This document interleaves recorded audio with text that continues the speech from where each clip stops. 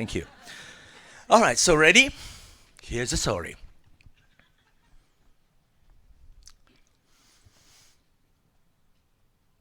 Well, I have three kids. I have a Filipino wife, okay?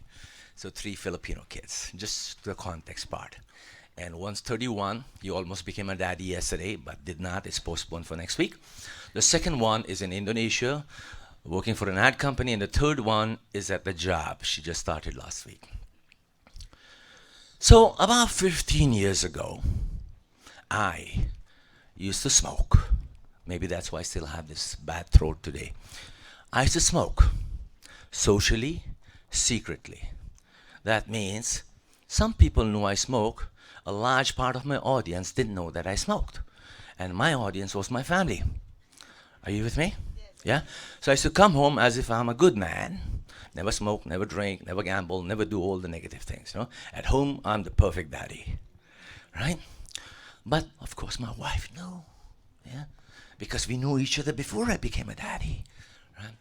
So I used to put up this face of being a good daddy.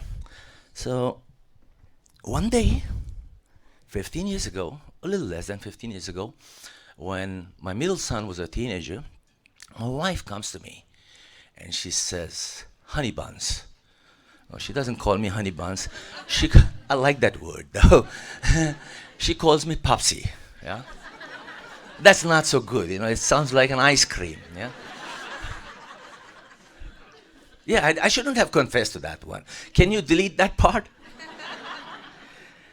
She says, honey buns, I think your second son has begun to smoke. Oh. And I go, no way. I didn't even pause or think anything. The moment she ended the sentence, there was even no character gap. Your son has begun to smoke, and I go, no way. Daddies do that? Mommies do that also sometimes, okay? Don't blame the daddies only. So, your son has begun to smoke? No way. Right? And after the no way, after a long pause, I'm also very weak today, by the way. 5 days of antibiotics. So, no way. After a long pause, I go, how can he smoke? How is it possible that my good son can smoke? He's been brought up well. He's never seen anyone smoke. He has no role model to smoke. You're a good Christian wife. You have a good Christian son. There's no way my son can smoke. Sabi ko kay Momsy. Yeah?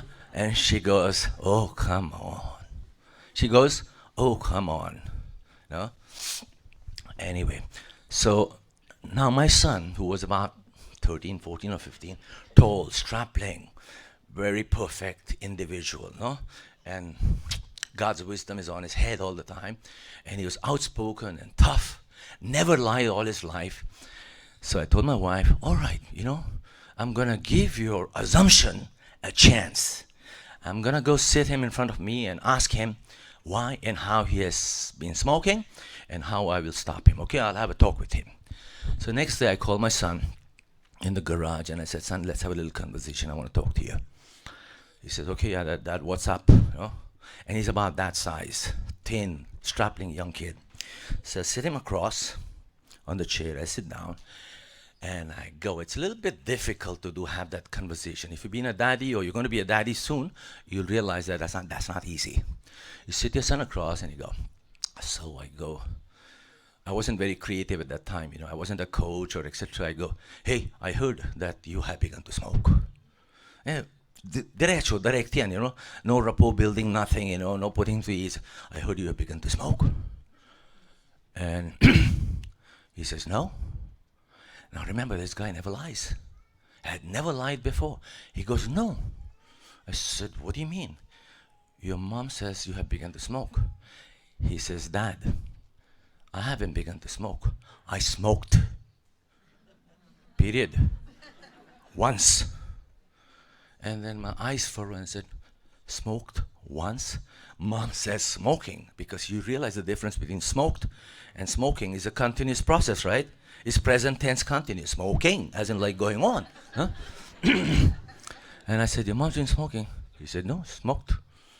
Then I said, but I think when I chatted with your mom, she said she saw a lot of cigarette butts outside your bedroom window. And he said, yes, I smoked once, one pack. Now, remember, I'm the daddy. I'm supposed to solve this issue, correct him, put him on the right path, tell him a good story, and set him up on his life. Now I began to sweat, a cold sweat began. So he was not lying, right? Smoked one pack. Why, son? He says, well, I wanted to try. I wanted to find out what's the big deal behind smoking. Aha. All right, so you want to find out how bad it is so that you can never go back to it, no? That's my thought. I didn't tell him that. And so he's looking at me, I'm looking at him. She smoked only once, one whole pack to find out how it is to smoke. Then for a long pause, and this time all the guilt conscious inside me surfaces, right? I've been smoking. He smoked, right? I was the one who was continuing the process for the longest time behind his back. So I said, son, did you smoke because somehow, somewhere, you found out that I, your daddy, this time not Eugenio Sanchez, but Raju Mandhyan, have been smoking? And he goes, I know you smoke. Oh, jeez. Oh, God. Now, here's this big kid in front of me. How do I save my skin? I said, wow. He said, so I go, is that why you smoke then, son? He said, no, as I told you, I wanted to try. It's not because you smoke. I already know that you smoke. I smoke because I wanted to find out. At that time, it struck to me that my son, the good boy, strong, strapping, young, confident kid, was lying without knowing that he is lying. Because sometimes you do stuff and you give yourself a reason that I want to try it, but in the back of your mind, you know that dad has been hiding something from me. You get it? Yeah? So I realized that, hey, if I continue what I'm doing, how's my son ever going to change? So the sweat really had collected in my back by the time. I said, okay, son, let's have a little pact. You know I smoke, and you smoked just to try. I want to make you a promise that from now on, I'll never smoke again. Can you also promise me the same thing? And he says, yeah, it's a deal. No big deal for me.